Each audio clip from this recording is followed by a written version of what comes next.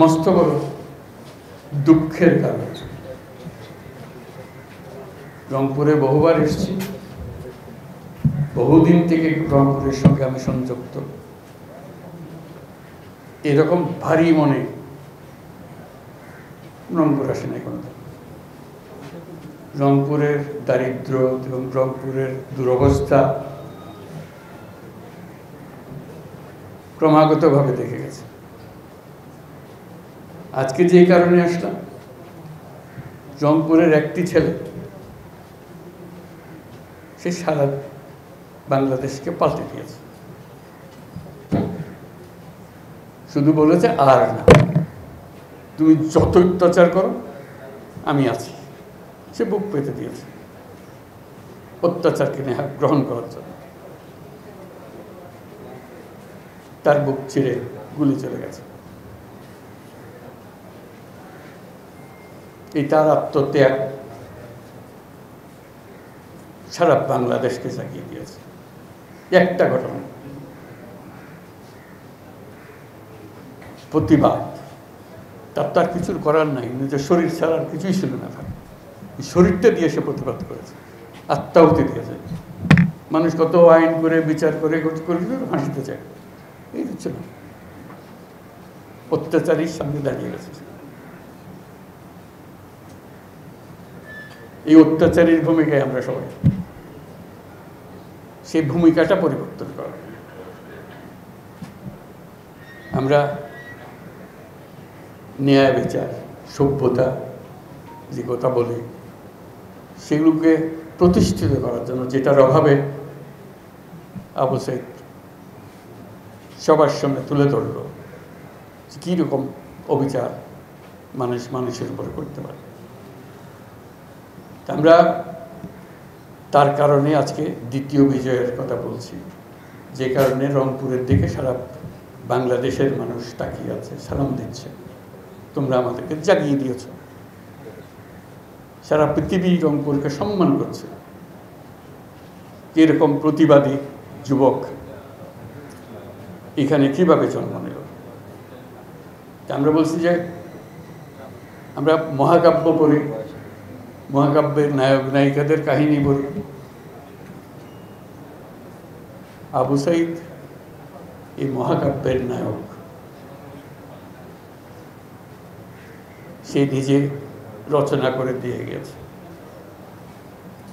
এবং তার কারণে একটা পুরো জাতিকে আবার জাগিয়ে দিয়েছে, দুঃস্বপ্ন থেকে জাগিয়ে দিয়েছে, বর্বরতার থেকে জাগিয়ে দিয়েছে। আমরা একটা বর্বর জাতি হয়ে গেছি, সে সেটা দেখিয়ে গেল কত বর্বর আমরা হতে পারি। আমরা স্বাধীন জাতি বলতেছি, আমরা মুক্ত জাতি বলতেছি, ফাঁকা কথা। আমরা বর্বরতার চূড়ান্তে গিয়ে পড়ছি। এই বর্বরতা থেকে মুক্তি পাওয়ার জন্য কি উপায়, সেটা জানার জন্য রংপুরে এসেছি। আবু সাইদের কাছে গেছি, তার কাছে মাপ চেয়েছি যে তোমাকে এই বর্বরতা থেকে আমরা মুক্তি দিতে পারিনি, ভবিষ্যতে যেন এটা না হয়, এটাই হলো আমাদের বিষয়। আপনারা সংবাদ মাধ্যম, আপনাদের মাধ্যমেই আমরা এটা জানতে পেরেছি। আপনাদের মহান শক্তি, এই শক্তিটাকে প্রয়োগ করে কীভাবে জাতিকে আবার একত্র করা যায়, এক পরিবার বানানো যায়। কেউ কারো মারার জন্য নয়। আমরা মারার জন্য দেশ বানাইনি, গড়ার জন্য দেশ বানিয়েছি। এই জিনিসটা পরিষ্কার করার জন্য আপনাদের মাধ্যমে আমরা একটা পরিবার, সবাই সবাইকে রক্ষা করব, সবাই সবার উপরে ওঠার চেষ্টা করব, সবাই মিলে এই জিনিসটা বুঝিয়ে দেওয়া। এবং যারা অপরাধী তাদের বিচার আমাদের করতেই হবে, তা নাহলে আমরা এটার থেকে মুক্তি পাবো না। কাজেই অপরাধীকে আমরা বিচার করব, যে নিরপরাধ তার উপরে কোনো রকমের একটা অপবাদ লাগিয়ে দিয়ে তার উপরে আবার অত্যাচার করে আবার বর্বরতার দিকে যেন আমরা চলে যাচ্ছি। এটা খুব গুরুত্বপূর্ণ সময় পালন করছি, প্রতি মুহূর্ত অত্যন্ত গুরুত্ব, যাতে করে আমরা একত্র হতে পারি সবাই। কেউ আমাদের বিদেশি আক্রমণকারী না, আমরাই। এই আমরা গলাগলি করে বাঁচতে চাই, মারামারি করে না।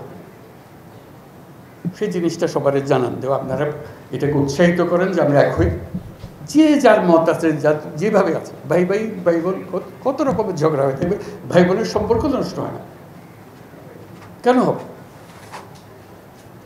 এটাকে আপনারা চারদিকে বলেন আমরা একই পরিবার, সে হিন্দু হোক, মুসলমান হোক, বৌদ্ধ হোক, খ্রিস্টান হোক। এখন শুনছি বৌদ্ধ, খ্রিস্টান, হিন্দু এটা নিয়ে আবার মারামারি করতেছে, কে কার বিরুদ্ধে লাগতে পারে, এদিকে এক মারামারি করলো আবার এখানে আরেক মারামারি। এইটা যেন না হয়। আমরা যেখানেই এরকম অত্যাচার হবে কারো উপরে, কোনো একটা উশিলা করে, এই ধর্মের উশিলা, অন্য কোনো উশিলা, সেটা রুখে দাঁড়াতে হবে। যা হয়ে গেছে সেটার থেকে আমরা মুক্ত হতে চাই, আমাদের পরিষ্কার করে ফেলতে চাই, আমরা পুনর্জন্ম লাভ করতে চাই, নিষ্পাপ জন্ম লাভ করতে চাই, গলাগলি করে বাঁচতে চাই আমরা। এই জিনিসটা বলে দাও। তা আমাদের কাজটা হলো মানুষের কাছে এই আবেদনটা জানানো, আপনারা সেই আবেদনটা সবাইকে জানিয়ে দিন।